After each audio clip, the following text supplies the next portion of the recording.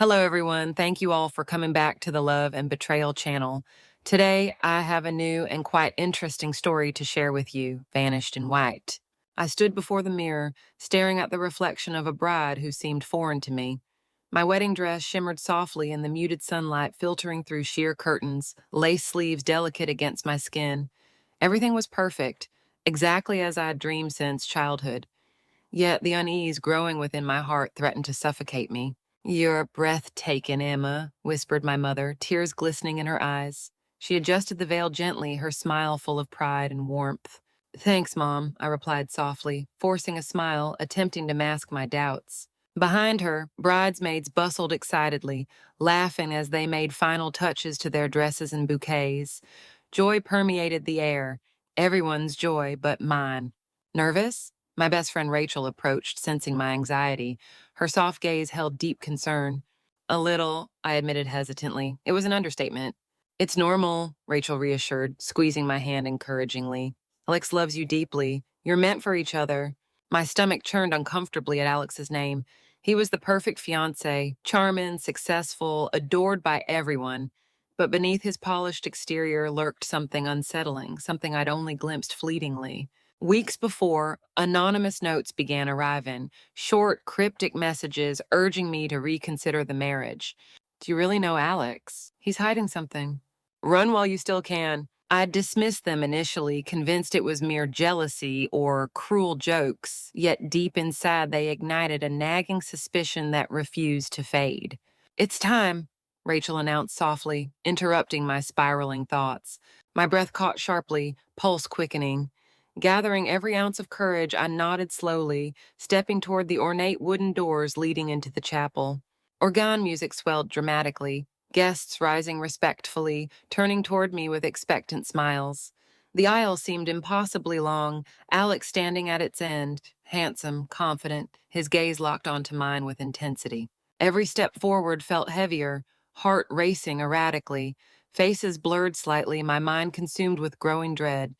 Halfway down, my vision clouded briefly, panic surging violently. I halted abruptly, gasping quietly for breath. Murmurs rippled softly through the crowd, confusion spreading. Alex's smile faltered slightly, eyes narrowing subtly. "Emma," my father whispered worriedly, arm offering firm support. "I can't," I whispered shakily, tears threatening. "Emma, dear?" My mother's voice carried urgently, concern evident. "I'm sorry," I gasped, turning suddenly, fleeing desperately from the chapel. Chaos erupted instantly, voices shouting, footsteps echoing loudly behind me, but adrenaline fueled my escape, determination driving me onward despite overwhelming fear. I reached the parking lot, breathless, quickly climbing into my kit to hastily maneuvering onto crowded streets. I drove aimlessly at first, mind racing chaotically. Eventually, clarity emerged. Fleeing the wedding wasn't enough. I needed answers. Hours passed before I reached the distant seaside town, quaint streets welcoming me anonymously. Checking hurriedly into a small inn, I finally collapsed exhausted, emotions overwhelming completely. Who sent those notes? What was Alex hiding? Most importantly, how had my perfect life unraveled so completely? Days turned quietly, spent anxiously researching, digging into Alex's past meticulously. Fragments emerged slowly, hints of debt, lies about business dealings, whispers of affairs, and even darker rumors involving criminal connection. My heart shattered repeatedly, each revelation deepening betrayal, yet strengthening resolve simultaneously. Alex's image, so carefully constructed, crumbled irreversibly. One rainy evening, while sitting in a quiet cafe, sifting through gathered documents, I noticed someone observing me intently. A woman roughly my age, eyes filled with haunting recognition. "Can I help you?" I asked cautiously, pulse quickening. She approached slowly, hesitant yet determined. "You're Emma, aren't you?" "Yem," I replied warily. "Do I know you?" She sighed gently, regret clouding her expression. "Not exactly, but we share something unfortunate, Alex." My stomach tightened anxiously. "Who are you?" "I'm Julia," she explained quietly, eyes filled with profound sadness. "I was engaged to Alex once, too." Shock rippled fiercely through me, followed swiftly by understanding. "You sent those notes." Julia nodded solemnly, sincerity clear. "I had to warn you, Alex isn't who you think. He destroyed my life, leaving nothing but pain." I leaned forward urgently. "What did he do?" Julia hesitated briefly, gathering strength before continuing softly, voice trembling and slightly. He stole everything: my trust, money, dignity. He uses love to manipulate and deceive, destroying lives without remorse. Tears welled slowly, grief mingling bitterly with anger. Why didn't you report him? Julia laughed bitterly, hopelessness evident. Alex is powerful, protected. No one believed me, but together maybe we stand a chance. Strength surged suddenly, newfound purpose blossoming profoundly. Alex's reign of deceit ended now. Truth would triumph finally. Tell me everything, I demanded fiercely, determination replacing fear entirely. Julia nodded resolutely, eyes reflecting shared resolve. Together we'd dismantle Alex's lies, exposing his monstrous deception fully. Though uncertain what lay ahead, clarity defined my purpose now. My life had vanished beneath lace and false promises, but in its place emerged courage, truth, and unwavering strength. Alex had stolen dreams, but he'd never break my spirit. Julia and I sat across from each other in the dimly lit cafe, the scent of strong coffee and rain-slicked pavement filling the air between us. Her hands trembled slightly as she laid out a manila folder filled with old receipts, grainy photographs, and handwritten notes. This is everything I've kept, she said quietly. It's not much, but it paints a picture, one I didn't want to believe until it was too late. I sifted through the documents carefully. There were hotel invoices charged under Alex's name, multiple cities, same time frame he'd claimed to be traveling for work. One photograph stopped me cold. Alex with another woman, hand on her lower back, intimate. A date written in the corner placed it just 2 weeks before he proposed to me. Her name's Marissa, Julia murmured. She disappeared shortly after that photo was taken. I tried finding her. Nothing. No social media, no records. It's like she never existed. A chill crept up my spine. Do you think he did something to her? Julia hesitated, then nodded. I think he makes people disappear when they become inconvenient. He almost made me vanish, emotionally, financially, psychologically. He isolates you, builds trust, then slowly takes everything.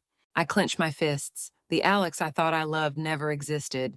And now, he was probably seething over my disappearance, plotting. We need a plan, I said firmly. If he's done this before, he'll do it again.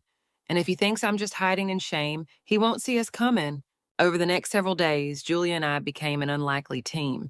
We pored over public records, reached out to women Alex had worked with, even contacted a few ex-employees from his firm. Most refused to talk. Some hung up on us, but one agreed to meet, a woman named Tessa, who had once been Alex's assistant. We met her in a suburban park public enough to feel safe. Tessa wore large sunglasses and kept glancing over her shoulder. I don't want trouble, she said immediately, but I always knew something was off. He paid me double what others made just to keep my mouth shut. He had documents brought in under fake company names, private meetings with men I swear were laundering money. I never asked questions, but I should have. Did you ever hear him mention Marissa? Julia asked. Tessa's face paled. Only once. He was on the phone. He said, make sure she never speaks again. Then he saw me and ended the call. My blood ran cold. Tessa pulled out a flash drive. I saved some things before I left. Emails, contracts, audio recordings. I didn't know what I was saving at the time, but maybe they help. Back at the inn, we listened to one of the recordings, Alex's voice smooth and chillin'. No, I don't want it traced back to me. Can use the shell company. Transfer it to Cayman first. She's getting suspicious. I'll handle her. My stomach twisted. He had talked about me, or Marissa, maybe both.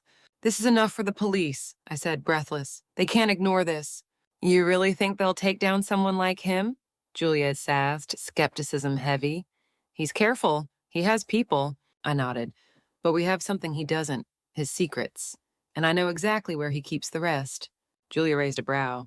You do? I met her gaze steadily. At our lake house, it's isolated, private. He kept a safe in the study. I was never allowed to touch it.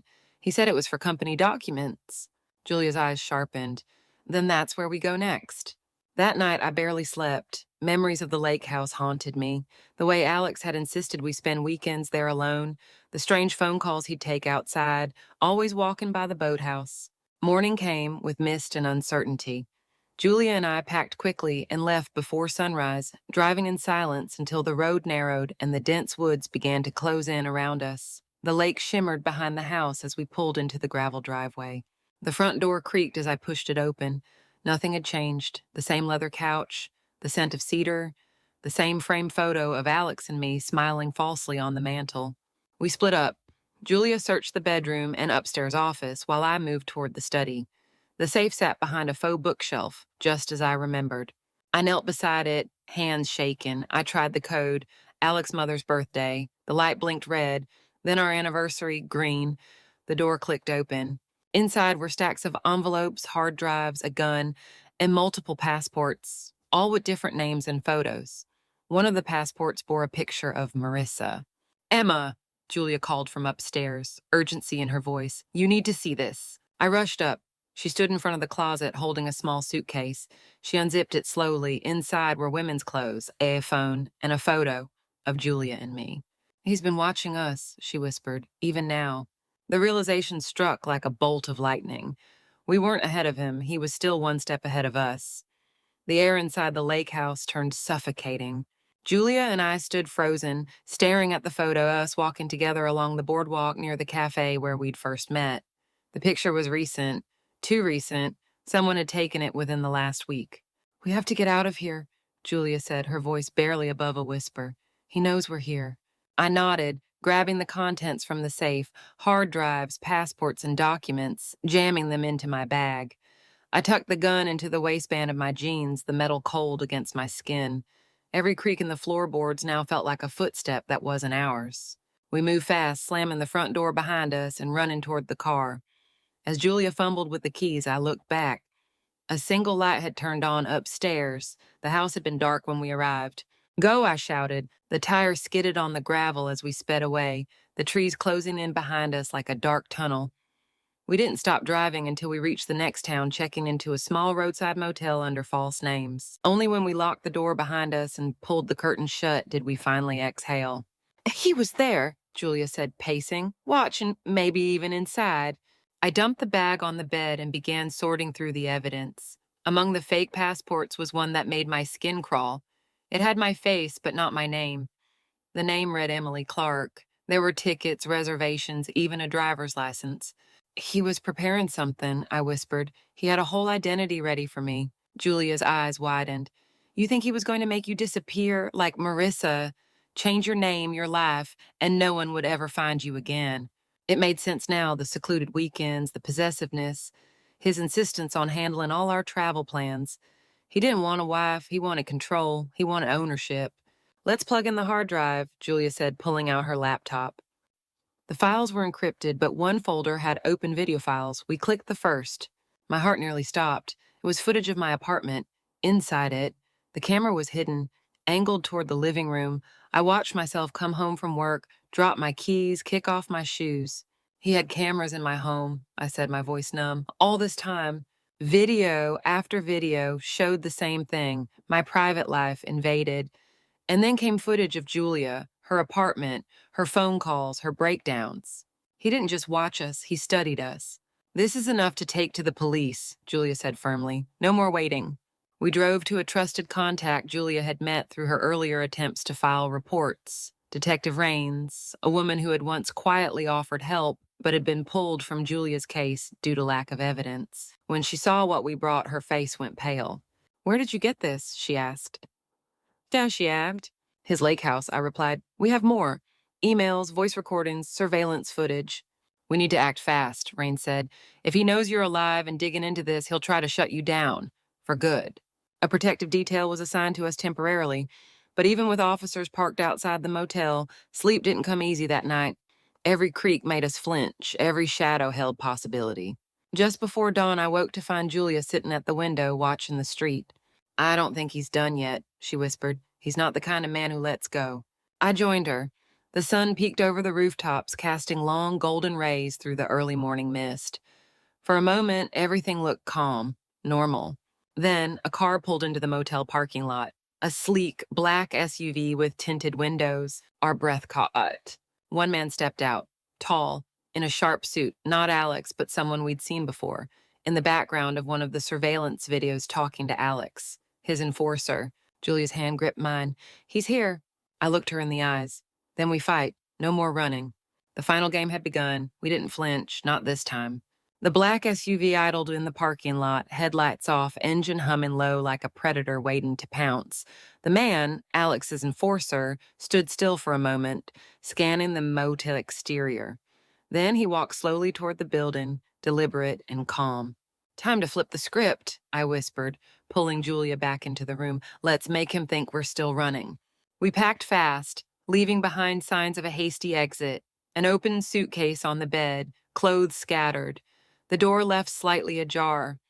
I left behind a burner phone with a recorded message playing on loop. "I shouldn't have come back. I'm leaving tonight. He found us." Then we slipped out the bathroom window, hearts racing. We ducked behind a row of parked ears, circling around to the adjacent building where Detective Raines had a separate surveillance post set up. She opened it at the door just as we reached it, gun already drawn. "He's here," I said. "I know," Raines replied, eyes locked on the monitor. "He's inside the room now." The enforcer walked into our motel room like he owned it. Raines zoomed in on his face as he picked up the burner phone. He listened, his jaw tightening slightly. "He thinks you're still in flight mode," she said. "Good, let's keep him believing that." We coordinated with local authorities to leak a false tip, to make it look like Julia and I had boarded a bus heading south. Meanwhile, we stayed in town, hidden under police protection, preparing the next move. "We need Alex," I told Raines. "Catching his enforcer isn't enough. We need the head of the snake." She nodded. "That means bait." That night, I did something I never thought I would do again. I contacted Alex. I used the encrypted messenger app he'd once insisted we use for privacy. My message was simple. "I'm sorry I panicked. I want to come home." He replied within minutes. "Where are you?" "I'll meet you, just you, one last time."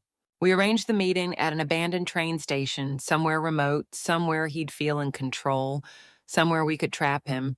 The plan was clear. Julia and I would arrive first, wearing concealed wires. Raines and her team would be stationed nearby, waiting for Alex to incriminate himself.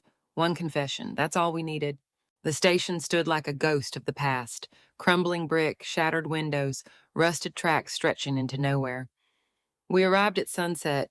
I stood under the broken clock tower, heart thundering as I waited. Then I saw him. Alex stepped from the shadows, wearing his favorite charcoal suit, like nothing had changed. He looked exactly as he did on our wedding day, except now I saw the monster beneath the skin. "Emma," he said, his voice velvet and poison. "You look relieved." I swallowed hard. "I thought I lost you." He smirked, eyes scanning the empty station. "You ran, that hurt, but I'm glad you came to your senses." He stepped closer, reaching for my hand. I didn't move, let him feel safe. "I want to know the truth, Alex," I said softly. "Everything.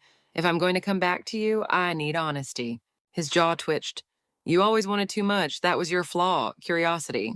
"What happened to Marissa?" I asked, voice barely a whisper. Silence, then a cruel smile. "She got too curious too. I handled it."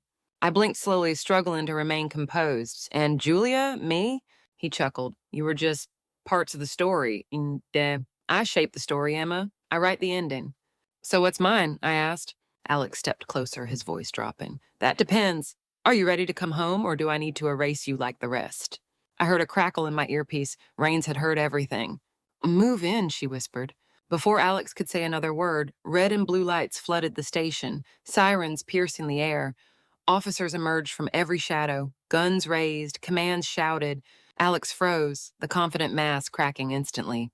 "Alex Pierce," Raines called out, "you are under arrest for conspiracy, fraud, unlawful surveillance, and suspected murder." Julia stepped from behind a pillar, face pale but resolute. "You won't hurt anyone else," she said. Alex looked between us, me, Julia, the officers, as realization finally set in. He'd been outplayed. They cuffed him, read him his rights, and led him away.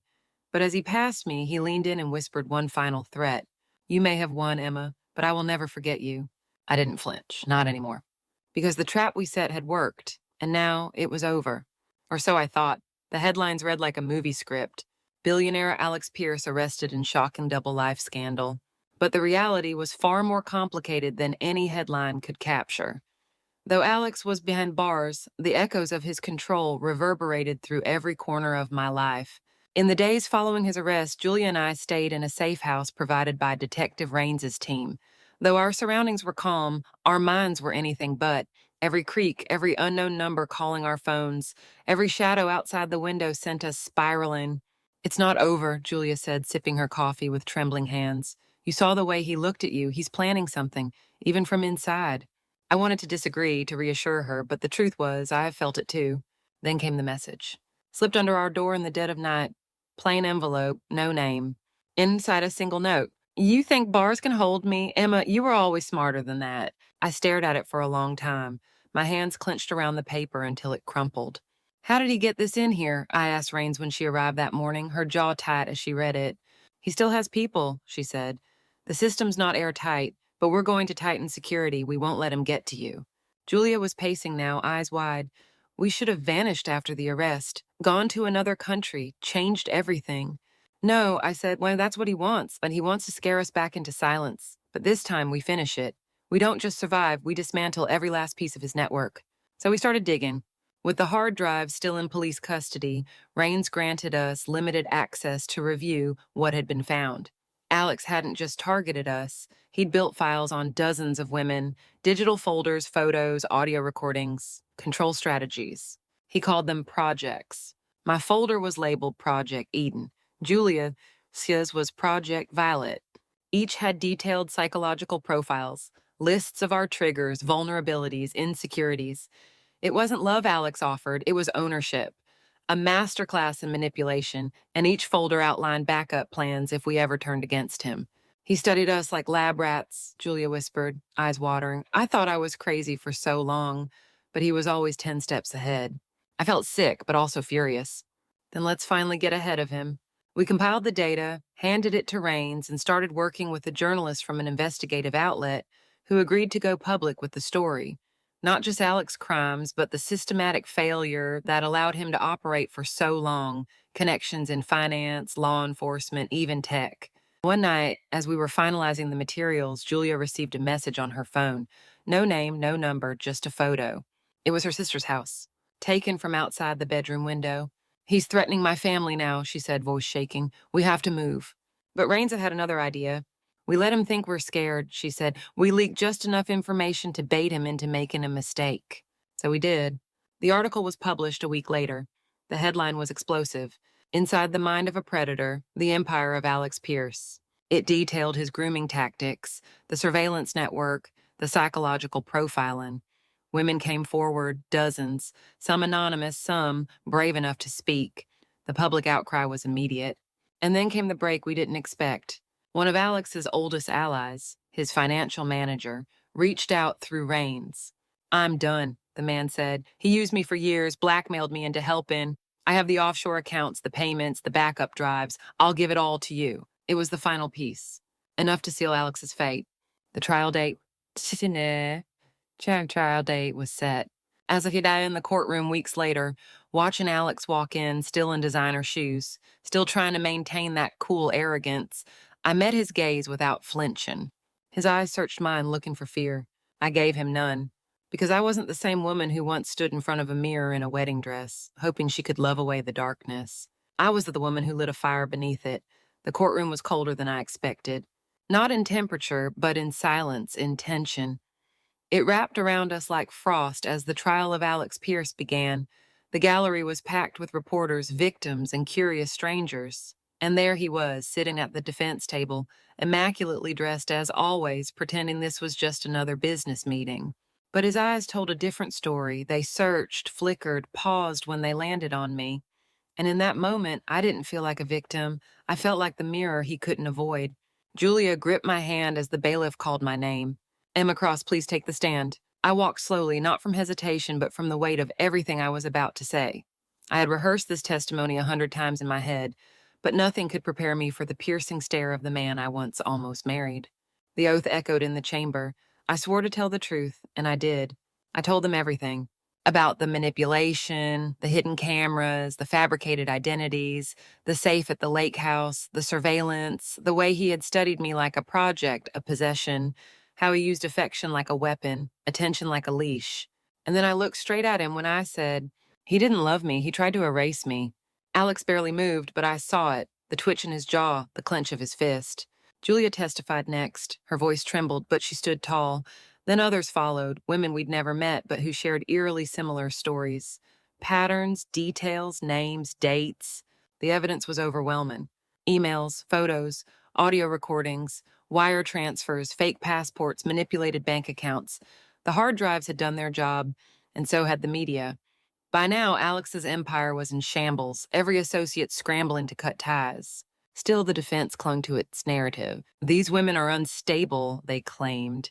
They consented. There is no proof of criminal intent. But they didn't expect the final blow. Raines had one more card to play, the financial manager who had come forward with everything. He testified under immunity, outlining years of illegal activity, surveillance budgets, secret accounts, and bribes. He confirmed Alex's obsession with controlling women and eliminating those who posed a threat. Even the judge looked shaken.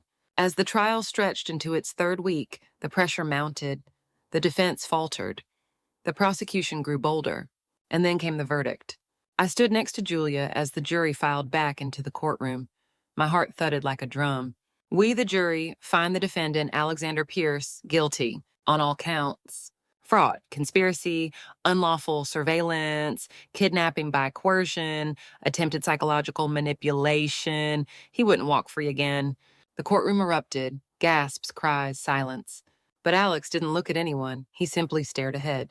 As he was led away in handcuffs, he turned his head just slightly toward me, not in rage, not in fear, but in disbelief, as if he had never truly believed the cage would close around him. Julia exhaled sharply beside me. Tears streamed down her cheeks. "It's over," she whispered. "Almost," I replied. "Now we start again." Outside, reporters waited like vultures. Flashes lit up the sky like lightning, but I didn't speak to them. Instead, I walked down the courthouse steps, hand in hand with Julia, both of us bruised but unbroken. We had turned our testimonies into a weapon. And we'd won. Freedom didn't feel the way I thought it would. In the days after Alex's conviction, the silence in my life was louder than ever. No more hidden cameras, no more strange messages, no more constant fear. And yet I couldn't sleep without waking in a cold sweat, couldn't look at my reflection without remembering who I had almost become. But healing doesn't come with a verdict. It comes in fragments, small moments stitched together slowly. Julia moved into the spare room of my apartment for a while. It felt safer, less lonely. We'd sit on the couch at night, eating takeout and binge-watching crime dramas, ironically comforted by fictional stories far less twisted than our own. One afternoon, I got a call from Detective Raines. "Just thought you'd want to know," she said. "Alex has been transferred to a maximum security facility. No chance of appeal." "Thank you," I said, relief washing over me. "I needed to hear that." She paused. "You did good, Emma. A lot of women sleep safer now because of you." That night, I took a walk by myself for the first time in months. I stood by the boardwalk where Julia and I had first spoken. The wind was strong, the waves loud, but I was still. For once, I didn't feel watched. I pulled out a letter I'd written and rewritten 100 times. It was addressed to myself. "You survived the fire, Emma, but survival isn't the end. You still have a life to live, and you get to choose what it looks like." I folded it neatly, placed it into a bottle, and threw it into the ocean. Let the tide carry it away. Let it drift to some far shore where another woman might read it and know she's not alone. Back home, I opened a new folder on my laptop. Project Phoenix. It wouldn't be about him. It would be about recovery, about helping women rebuild, a support network, resources, stories. Julia joined the project, so did Raines, and within months it grew. Sometimes when I see my reflection now, I still see the girl in the wedding dress. But behind her eyes, there's something else, steel. I was almost erased, but I came back. And now I help others do the same, 1 year later. The sun streamed through the tall windows of a small conference room in a community center overlooking the bay. The room was filled with women, young and old, survivors of different stories, different pasts, but bound by one powerful thread, resilience. I stood at the front, heart steady, voice clear. "You are not broken," I said. "You are rebuilding. And that means every scar, every step forward matters. Because survival isn't the end of the journey, it's the start of a new one." They nodded. Some wiped away tears, some held each other's hands. Project Phoenix had grown from an idea into something tangible. We hosted workshops, built an online platform, published survivor essays. Julia ran our support groups. Raines, now retired from the force, trained counselors. We turned our pain into power, our silence into stories. After the session, a young woman approached me. She clutched a crumpled note. I found this inside a thrift store book, she said. It had your name. I wasn't sure if it was really you. I unfolded the paper. It was the letter I'd thrown into the ocean inside the bottle. You survived the fire, Emma, but survival isn't the end. Tears filled my eyes. That was meant for someone who needed it, I whispered. She smiled. I did, thank you. That night I walked along the shoreline again, barefoot in the cool sand. The stars stretched wide above me. The past was still there, like the waves behind me, but it no longer defined me. I had chosen a different story, one I wrote every single day. Julia met me halfway down the beach, her coat flapping in the wind. You okay? She asked. I nodded. I think I am. We stood there in silence, no shadows watching, no fear lingering, just peace and choice. We should celebrate, she said. The 1 year anniversary of Project Phoenix. We should, I agreed. But let's make it about them, not us. We had our moment. Now it's their turn. We walked back together side by side, no longer just survivors, no longer the women Alex tried to erase. We were builders, guides, flames rising from ashes. Because in the end, I didn't just vanish from the altar. I vanished from his story, so I could write my own.